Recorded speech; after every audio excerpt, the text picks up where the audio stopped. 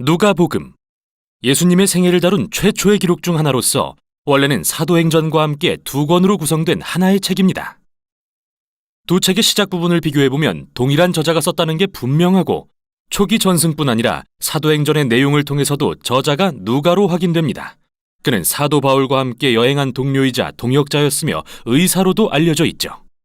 누가는 서문에서 우리에게 이 책을 쓴 방식과 목적을 소개하면서 예수님의 생애에 대한 다른 좋은 기록들이 많이 존재했음을 인정합니다.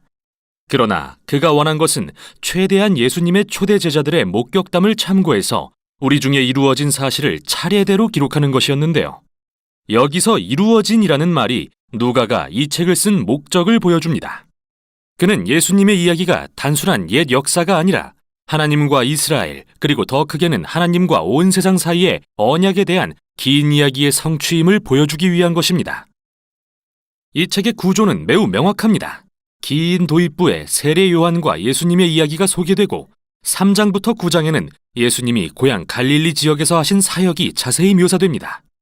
큰 중간 단락에는 예루살렘을 향한 예수님의 긴 여정이 그려지고 이는 이야기의 절정, 바로 예수님이 죽으시기 전 예루살렘에서의 마지막 일주일과 부활의 이야기로 이어집니다. 그 후에는 사도행전으로 넘어갑니다. 이 영상에서는 누가복음 전반부를 살펴보겠습니다. 긴 도입부는 세례 요한과 예수님의 탄생 이야기를 병행해서 들려줍니다. 여기 노년의 제사장 부부 사가랴와 엘리사벳이 등장하고 미혼의 젊은 여성 마리아와 요셉이 등장합니다. 이들은 모두 아들을 갖게 될 거라는 믿기 어려운 하나님의 약속을 받는데요. 두 약속은 모두 성취되어 요한과 예수님이 차례로 태어나고 두 부모는 기쁨의 찬가를 부릅니다. 구약의 시편과 예언서의 언어로 가득한 이 찬가들은 두 아이가 하나님의 옛 언약들을 어떻게 성취할지 보여주는 한편, 이어질 이야기에서 각 아이가 맡을 역할을 미리 보여주죠. 먼저 요한이 토라와 예언서에 약속된 대로 이스라엘이 주님을 맞도록 준비시킬 선지자요 사자라면, 예수님은 이스라엘의 하나님의 통치와 열방에 하나님의 복을 가져오실 다윗에게 약속된 메시아 왕입니다. 아브라함에게 약속하신 대로요. 이후 마리아는 예수님을 봉헌하기 위해 예루살렘 성전으로 데려가는데 거기서 노선지자 안나와 시므온이 예수님을 보고 그가 누구신지 알아봅니다. 시므온은 이사야 선지자에게 영감을 받은 시를 지어 노래하며 이 아이가 이스라엘을 위한 하나님의 구원이며 열방의 빛이 될 거라고 선포합니다. 이 모든 기대를 안고 이야기는 중요한 다음 단락으로 넘어갑니다. 여기서 누가는 예수님과 그분의 사역을 소개합니다. 먼저 요단강에서 말씀을 선포하는 요한을 비춥니다. 그는 회개하고 세례를 받아 새롭게 되어 헌신하는 이스라엘이 되라고 외치면서 하나님 나라의 도래를 예비하고 있습니다. 그때 예수님이 이러한 새 이스라엘의 지도자로서 등장하시자 성령이 그분 위에 임하고 하늘에서 하나님의 음성이 들립니다. 너는 내 사랑하는 아들이다. 그러고 나서 누가는 예수님의 족보를 기록하는데 이는 다윗까지 이르고 아브라함을 넘어 창세기의 아담까지 거슬러 올라갑니다. 누가는 이렇게 주장합니다. 예수님은 하나님의 복을 가져오시는 이스라엘의 메시아 왕이십니다. 그리고 그분은 아브라함의 자손 이스라엘만이 아니라 아담의 자손 곧 온 인류를 위해 오셨습니다. 이어서 누가는 전략적으로 예수님이 고향 나사렛에 가시는 이야기를 배치합니다. 여기서 그분의 공생애가 시작되기 때문이죠. 회당에 가신 예수님은 일어나 이사야서를 읽으십니다. 주의 성령이 내게 임하셨으니 이는 가난한 자에게 복음을 전하고 포로된 자에게 자유를, 눈먼 자에게 다시 보게 함을 전파하며 눌린 자를 자유롭게 하려 하심이라. 여기서 예수님은 다른 복음서들과 마찬가지로 하나님 나라의 복음을 가져오시는 메시아 왕으로 묘사됩니다. 그런데 누가는 특별히 예수님의 사역의 사회적 의미를 강조합니다. 자유롭게 하다, 헬라어로 아페시스는 놓아준다는 뜻인데 레위기 25장에 기록된 고대 유대 관습인 희년을 의미합니다. 희년은 이스라엘의 모든 노예가 해방되고 사람들의 빚이 탕감되며 땅이 본래의 소유 가문으로 회복되는 해로서 해방하시는 하나님의 공의와 자비를 법적으로 재현한 것이죠. 또 예수님은 이 해방의 복음이 특히 가난한 자들을 위한 거라고 말씀하시는데요. 여기서 구약에 나오는 가난한 자 또는 히브리어로 아니라는 말은 단지 가진 돈이 적은 사람보다 훨씬 큰 범주를 의미합니다. 그들의 문화에서 사회적 지위가 낮은 장애인, 여성, 아동, 노인 등을 가리키기도 하고 사회적 소외계층인 타민족 또는 인생의 잘못된 선택으로 인해 종교적인 사람들로부터 배척당한 이들도 이에 속하죠. 예수님은 하나님 나라가 특히 이런 자들에게 기쁜 소식이라고 하십니다. 그래서 누가는 곧바로 가난한 자들을 위한 예수님의 기쁜 소식이 어떤 건지 알 수 있는 여러 이야기를 들려줍니다. 여기에는 병상에서 앓던 여인, 나병에 걸린 남성, 중풍병자가 치유된 이야기, 경제적으로 가난하진 않지만 사회적으로 소외된 세리 레위를 자신의 공동체로 맞아주신 이야기, 매춘 여성을 용서해 주신 이야기 등이 담겨 있는데요. 이로써 누가는 예수님의 나라가 어떻게 사람들의 온갖 삶의 형편에 회복과 반전을 불러왔는지 보여주고 있죠. 예수님이 더 많은 사람을 초대해 하나님 나라의 치유의 능력을 알게 하시자 큰 무리가 그분을 따릅니다. 이후 예수님은 더욱더 파격적인 일을 행하십니다.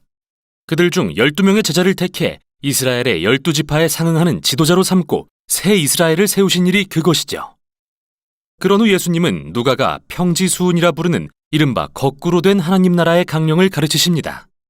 그분은 소외되고 가난한 자들에 대한 하나님의 사랑은 그의 나라가 우리의 모든 가치체계를 전복시킨다는 의미이며, 예수님이 오신 이유는 그분의 초대에 응해 새로운 대안이 될 하나님의 백성을 만들기 위해서라고 하시죠.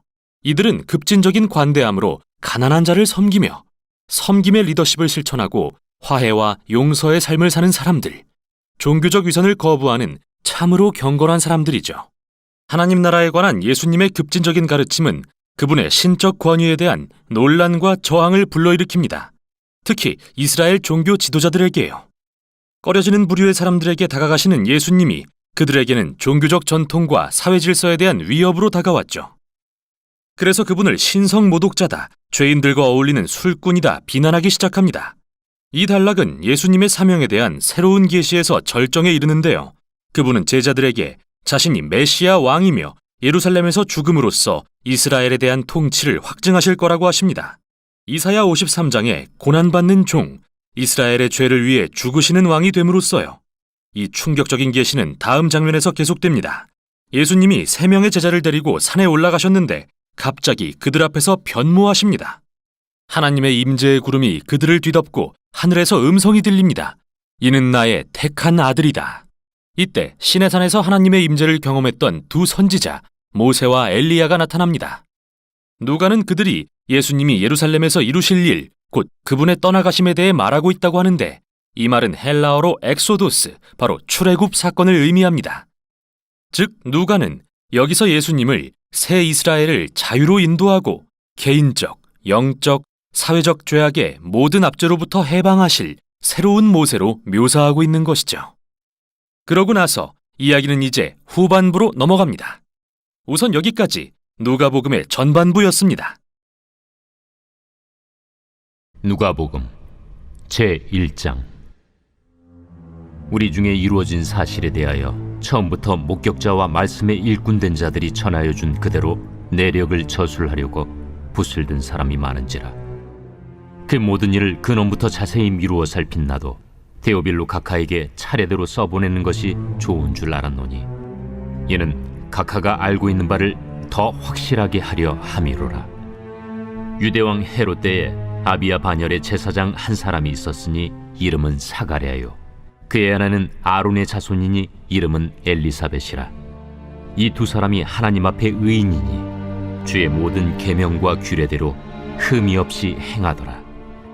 엘리사벳이 잉태를 못하므로 그들에게 자식이 없고 두 사람의 나이가 많더라. 마침 사가랴가 그 반열의 차례대로 하나님 앞에서 제사장의 직무를 행할세 제사장의 전례를 따라 제비를 뽑아 주의 성전에 들어가 분향하고, 모든 백성은 그 분향하는 시간에 밖에서 기도하더니 주의 사자가 그에게 나타나 향단 우편에 선지라. 사가랴가 보고 놀라며 무서워하니 천사가 그에게 이르되, 사가랴여, 무서워하지 말라. 너희 간구함이 들린지라. 내 아내 엘리사벳이 내게 아들을 낳아주리니 그 이름을 요한이라 하라. 너도 기뻐하고 즐거워할 것이요, 많은 사람도 그의 태어남을 기뻐하리니, 이는 그가 주 앞에 큰 자가 되며 포도주나 독한 술을 마시지 아니하며 모태로부터 성령의 충만함을 받아 이스라엘 자손을 주 곧 그들의 하나님께로 많이 돌아오게 하겠습니다. 그가 또 엘리야의 심령과 능력으로 주 앞에 먼저 와서 아버지의 마음을 자식에게, 거스르는 자를 의인의 슬기에 돌아오게 하고 주를 위하여 세운 백성을 준비하리라. 내가 이것을 어떻게 알리요? 내가 늙고 아내도 나이가 많으니이다. 나는 하나님 앞에 서 있는 가브리엘이라. 이 좋은 소식을 전하여 내게 말하라고 보내심을 받았노라. 보라, 이 일이 되는 날까지 내가 말 못하는 자가 되어 능히 말을 못하리니 이는 내가 내 말을 믿지 아니함이거니와 때가 이르면 내 말이 이루어지리라. 백성들이 사가랴를 기다리며 그가 성전 안에서 지체함을 이상히 여기더라. 그가 나와서 그들에게 말을 못하니 백성들이 그가 성전 안에서 환상을 본 줄 알았더라. 그가 몸짓으로 뜻을 표시하며 그냥 말 못하는 대로 있더니 그 직무의 날이 다 되매 집으로 돌아가니라. 이후에 그의 아내 엘리사벳이 잉태하고 5달 동안 숨어 있으며 이르되, 주께서 나를 돌보시는 날에 사람들 앞에서 내 부끄러움을 없게 하시려고 이렇게 행하심이라. 6째 달에 천사 가브리엘이 하나님의 보내심을 받아 갈릴리 나사렛이란 동네에 가서 다윗의 자손 요셉이라는 사람과 약혼한 처녀에게 이르니 그 처녀의 이름은 마리아라. 그에게 들어가 이르되, 은혜를 받은 자여 평안할지어다. 주께서 너와 함께 하시도다. 처녀가 그 말을 듣고 놀라 이런 인사가 어찌함인가 생각하며 천사가 이르되, 마리아여, 무서워하지 말라.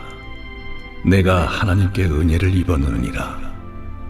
보라, 내가 잉태하여 아들을 낳으리니 그 이름을 예수라 하라.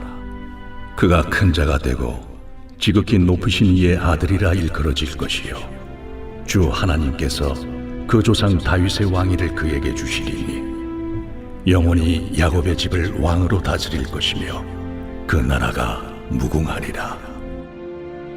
나는 남자를 알지 못하니 어찌 이 일이 있으리이까? 성령이 내게 임하시고 지극히 높으신 이의 능력이 너를 덮으시리니 이러므로 나실 바 거룩한 이는 하나님의 아들이라 일컬어지리라. 보라, 내 친족 엘리사벳도 늙어서 아들을 배었느니라. 본래 임신하지 못한다고 알려진 이가 이미 6달이 되었나니 대저 하나님의 모든 말씀은 능하지 못하심이 없느니라. 주의 여종이오니 말씀대로 내게 이루어지이다. 하매 천사가 떠나가니라. 이때 마리아가 일어나 빨리 산골로 가서 유대 한 동네에 이르러 사가랴의 집에 들어가 엘리사벳에게 문안하니 엘리사벳이 마리아가 문안함을 들으매 아이가 복중에서 뛰노는지라. 엘리사벳이 성령의 충만함을 받아 큰 소리로 불러 이르되, 여자 중에 내가 복이 있으며 내 태중에 아이도 복이 있도다. 내 주의 어머니가 내게 나아오니 이 어찌 된 일인가. 보라, 내 문안하는 소리가 내 귀에 들릴 때에 아이가 내 복중에서 기쁨으로 뛰놀았도다.